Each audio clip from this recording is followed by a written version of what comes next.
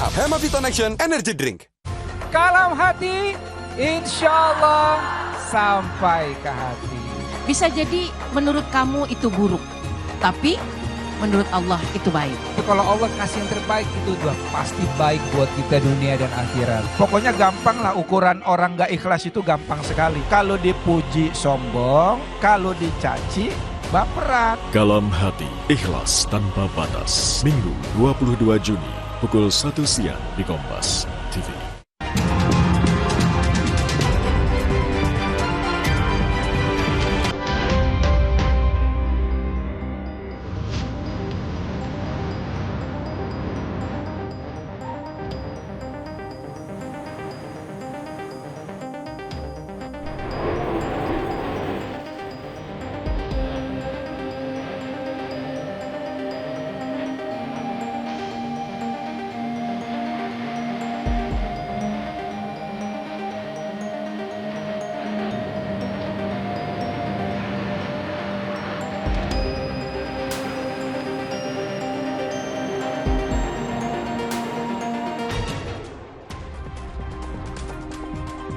Serangan Iran ke sejumlah wilayah Israel terus berlanjut.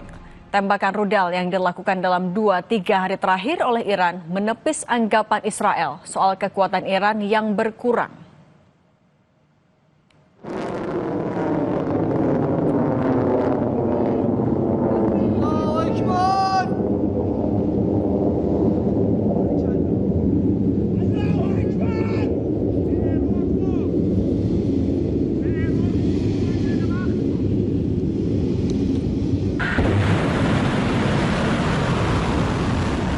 Garda Revolusi Iran kembali merilis serangan rudal balistik jarak menengah yang ditembakkan dari sejumlah lokasi yang tak disebutkan. Rudal Emad dan Gad yang ditembakkan Iran ini menyasar sejumlah fasilitas militer Israel yang berada di Tel Aviv dan Beersheva. Video ini diduga dirilis untuk menepis klaim AS dan Israel yang mengatakan telah menghancurkan semua fasilitas peluncur rudal dan radar di Iran.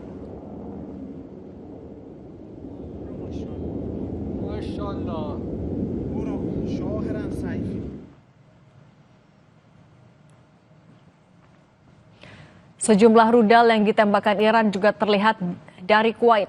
Rudal milik Iran ini dilaporkan terlihat bergerak dengan kecepatan sangat tinggi dan berada di luar wilayah udara Kuwait. Militer Kuwait mengatakan rudal tersebut tak memberi ancaman terhadap wilayah mereka.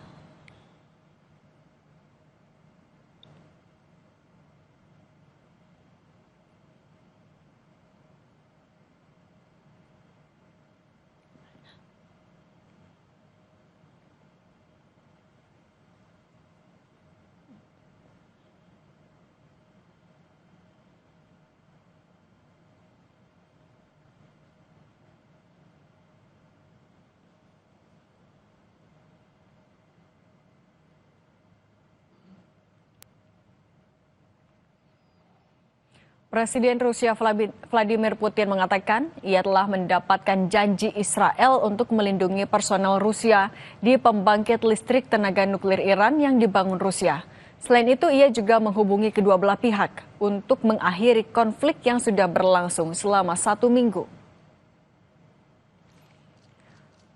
Putin menyatakan Rusia telah mengusulkan beberapa ide untuk penyelesaian konflik Iran dan Israel. Moskwa meminta Perdana Menteri Israel, Benjamin Netanyahu, untuk memastikan keamanan personel Rusia yang membangun 2 reaktor di pembangkit listrik tenaga nuklir di pelabuhan Iran.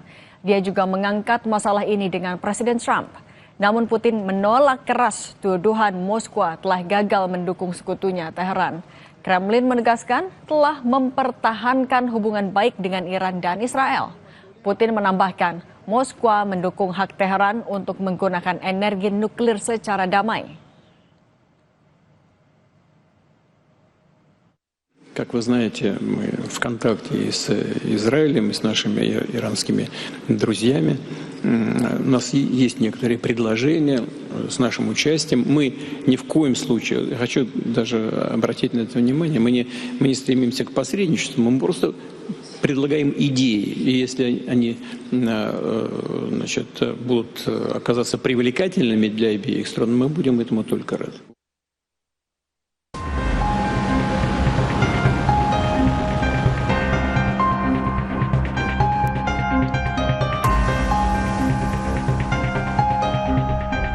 Perdana Menteri Israel Benjamin Netanyahu hari Jumat menegaskan operasi terhadap Iran akan terus berlanjut selama diperlukan. Pernyataan ini diucapkan Netanyahu saat mendatangi pusat ilmiah Israel, Weizmann Institute, yang rusak parah setelah diserang rudal Iran. Tak hanya itu, puluhan gedung lainnya mengalami kerusakan. As long as it takes. That's the answer. As long as it takes, because we face an existential danger, a dual existential danger. One from 20,000 such rockets, 20,000, not one. This is one rocket, one missile. And the other is, of course, atomic bombs in the hands of this mad regime. Sebelumnya, di tengah memanasnya konflik antara Israel dan Iran, Presiden Amerika Serikat Donald Trump memperingatkan penduduk Iran untuk segera meninggalkan kota Teheran demi keselamatan mereka. Menurut Trump, para pemimpin Iran tidak bersedia untuk mendatangi kesepakatan nuklir dengan Amerika. Pihak berwenang Iran pun telah menutup wilayah udara sipil hingga pemberitahuan lebih lanjut karena serangan Israel. Yeah, I think it's safe. There's a lot of bad things happening. No, I think it's safe for them to evacuate. I don't know. I've been negotiating. I told them to do the deal. They shouldn't have done the deal. The cities have been blown to pieces and lost a lot of people. They should have done the deal. I told them do the deal. So I don't know. I'm not too much in a mood to negotiate. Walau kerap mengeluarkan peringatan terhadap Iran agar menyerah, Presiden Trump hingga kini belum memutuskan membantu Israel perangi Iran. Hal ini disebabkan Trump masih menunggu kebulatan dukungan dari partainya di Gedung Putih. Selain itu, dalam kampanyenya, Trump sudah berjanji tak akan perang dengan negara manapun.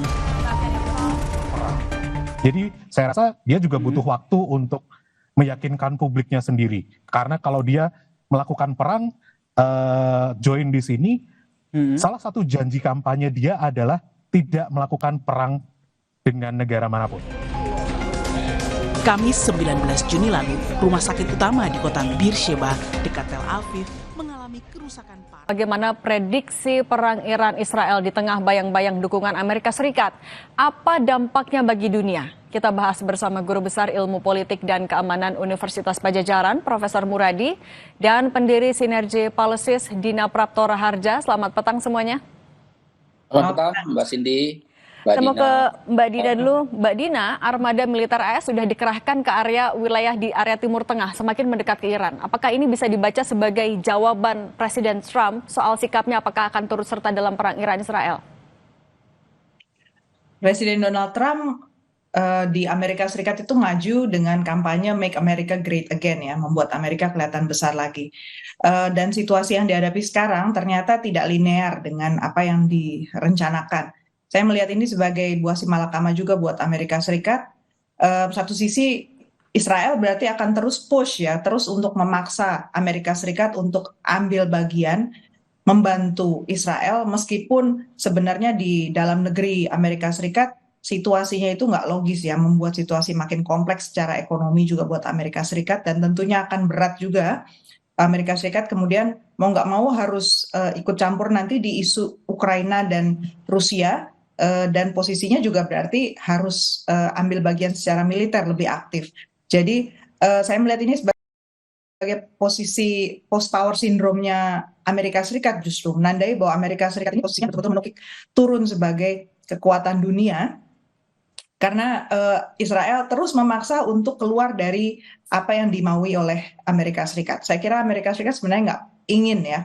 Faktanya seperti apa, hanya Donald Trump yang tahu nantinya akhirnya seperti apa. Nah, tapi Mbak Dina, Trump juga kan bilang akan menentukan sikap dalam 2 minggu. Tapi dalam 2 minggu itu dia juga bilang kalau nggak akan ada yang tahu saya mau apa. Nah, apa yang akan mempengaruhi jawaban ataupun juga sikap dari Trump, iya atau tidak ikut campur. Tapi jangan dijawab dulu Mbak Dina, kita akan lanjutkan lagi seusai jeda.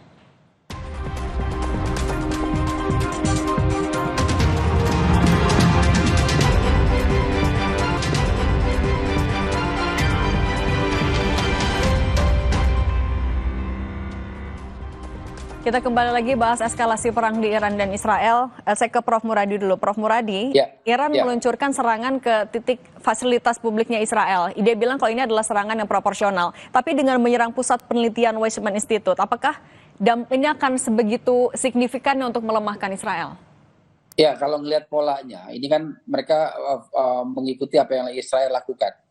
Jadi selain sifatnya abstrak, targetnya tidak kemudian tidak fokus, yang kemudian juga kemudian mereka mengikuti apa yang dilakukan oleh Iran, oleh Israel dengan misalnya menyerang basis-basis lembaga riset, basis pusat militer dan sebagainya. Karena saya kira dua hal yang penting dalam konteks ini adalah pertama, ini menyangkut akan panjang kalau bicara perang ya, akan panjang. Jadi tidak akan membayangkan misalnya ini akan sama seperti ketika Amerika Serikat menyerang Irak gitu ya. Ini mungkin akan agak panjang, mungkin sepanjang Ukraina. Kalau memang misalnya Amerika Serikat ragu-ragu tadi untuk masuk ke dalam kancah peperangan. Karena memang ini saling menunggu kan. Kalau kita lihat misalnya Pak Prabowo kemarin ke Rusia juga dalam bahasa yang paling penting, sebenarnya Rusia juga masih menunggu apa yang kemudian respon dari Amerika Serikat. Apalagi misalnya saya setuju dengan Mbak Dina tadi bahwa konteks internal dalam negerinya Amerika Serikat jauh lebih strategis buat Trump ketimbang misalnya kemudian mereka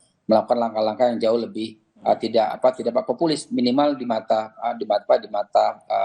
negara-negara yang lainnya, terutama misalnya di Eropa dan seterusnya seperti itu. Nah, menunggu sikap dari Rusia ini, apakah Mbak Dina dalam 2 pekan ini sikap Rusia, Tiongkok ini juga akan menjadi pertimbangan apakah AS akan ikut campur? Kalau menurut saya ya, Putin itu udah bilang dia punya komunikasi langsung dengan Israel bahkan, karena dia sudah punya proyek di Iran. Ini punya semacam tanda sebenarnya, dan Putin nggak pernah jawab straight, nggak pernah jawab langsung to the point tentang apa yang mau dia lakukan. Karena satu, sebenarnya secara logis, Putin itu masih repot dengan perang di Ukraina, dan ujungnya juga belum kelihatan. Bayangkan betapa rumitnya kalau dia terikat satu hal lain yang bahkan perdamaian sekalipun ya, seperti orang suspek gitu ya, duga dia bakal terlibat, itu kan sebenarnya malah makin membuat langkah dia berat di Ukraina. Jadi harus seirama gitu dua hal ini. Padahal kan jelas-jelas bukan satu hal yang seirama. Kalau kita lihat Eropa aja sekarang dalam posisi yang rumit, karena kalau dilihat bentuk serangan Israel kepada Iran, ini kan udah menunjukkan nadanya sebenarnya sama seperti Rusia dulu menyerang Ukraina kan, agresi kan, melakukan agresi langsung. Kenapa dia tidak mengutuk dan malah bilang bahwa ini self defense? Jadi artinya sebenarnya negara Barat dan Amerika Serikat yang notabene menjadi hegemon ini selama ini, itu dalam posisi yang kemakan mulutnya sendiri gitu ya, kasarnya begitu. Sangat sulit dia mempertahankan posisinya, tetapi di mata dunia trust-nya itu sebenarnya turun. Jadi saya malah berpikir Rusia dan Cina itu justru akan jauh lebih hati-hati dalam melangkah, karena dia tahu biarkan saja kredibilitas Barat ini turun dulu bahkan hancur. Halo Prof. Muradi, dengan sikap negara-negara besar yang belum ada yang pasti nih, nggak ada yang jelas nih jawabannya, apakah ini menandakan perang ini akan semakin rumit atau justru ya sederhana, semakin bisa dibaca arahnya? Ya kalau misalnya koalisi Qatar di luar dua negara ini, saya kira justru jauh lebih simplistis ya. Kalau istilah sampai bercandanya itu adalah itu lebih rumit kemudian memperdebatkan ijazahnya Pak Jokowi ketimbang kemudian perang antara Israel dengan Iran. Artinya memang secara prinsipil sebenarnya keberadaan Israel sendiri juga dia kalau kalkulasi misalnya kekuatan militer ya, saya kira dalam hitungan 3-4 bulan mereka sudah habis artinya habis secara alutsista ya, artinya mungkin mereka akan mendapat sokongan dari negara-negara lain. Itu yang saya kira penting buat digarisbawahi. Uni Eropa saya kira sampai hari ini juga belum satu ya, misalnya ada disebutkan misalnya Jerman mengirim bantuan untuk alutsista dan sebagainya, sementara negara-negara lain masih nunggu. Dan untuk Rusia sendiri saya kira saya menangkapnya memang ini adalah pertarungan yang nggak mudah.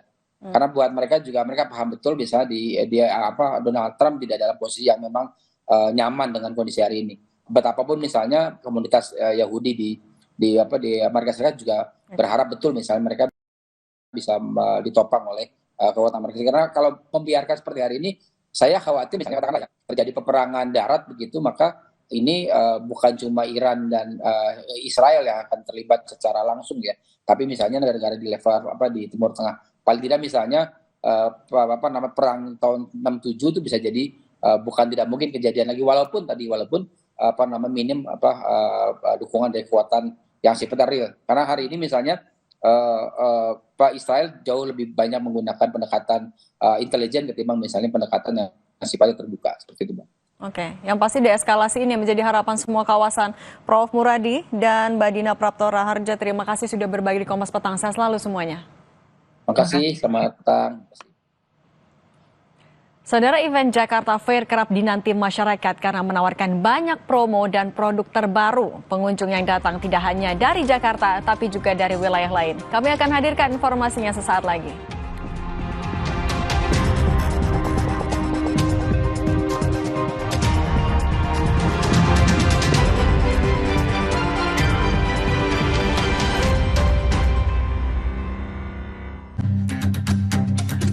Selamat pagi. Hujan-hujan. Selamat siang. Aduh. Maaf, karena saya jauh, beliau kan dekat sini. Oh, naik kendaraan umum juga Iya dong, harus dong. Bagus, berusaha terharu nih. Warga Jakarta ingin cepat, selalu ingin ada kayak quick wins. Apa yang harusnya sudah bisa dirasakan perubahan baik Jakarta? Rosi Spesial HUT ke-498 Jakarta Jadi Apa? Minggu 22 Juni pukul 8:30 malam di Kompas TV. Saat aktivitas padat, saat